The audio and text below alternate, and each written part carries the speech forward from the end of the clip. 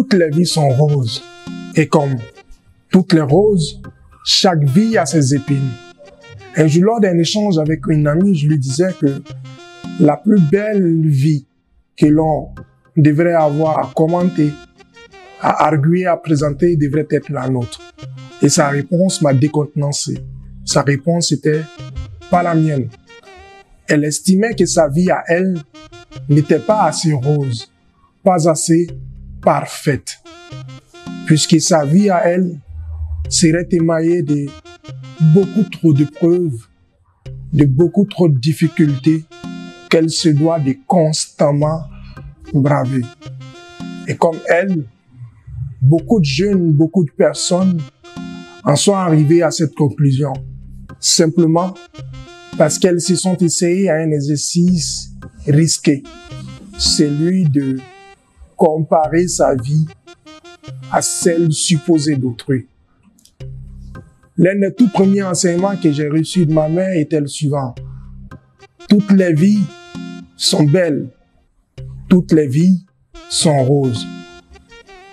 Cependant, chaque rose a ses épines.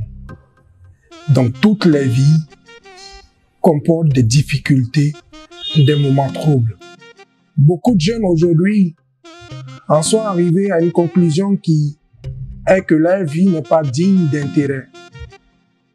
Mère me disait, attache-toi à débarrasser ta vie de ces épines, et si l'envie te prend de comparer ta vie à celle d'autrui, rappelle-toi que toutes les roses ont leurs épines.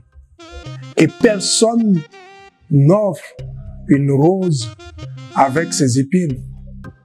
Pourquoi donc ces autres personnes t'exposeraient leurs difficultés et ce qu'elles n'apprécient pas dans leur vie? Il n'existe pas de vie totalement rose, absolument parfaite. Et c'est d'ailleurs tant mieux. Cela veut juste dire que notre vie, nous devons la vivre du mieux possible et nous battre afin qu'elle ressemble à celle que nous idéalisons. Abana.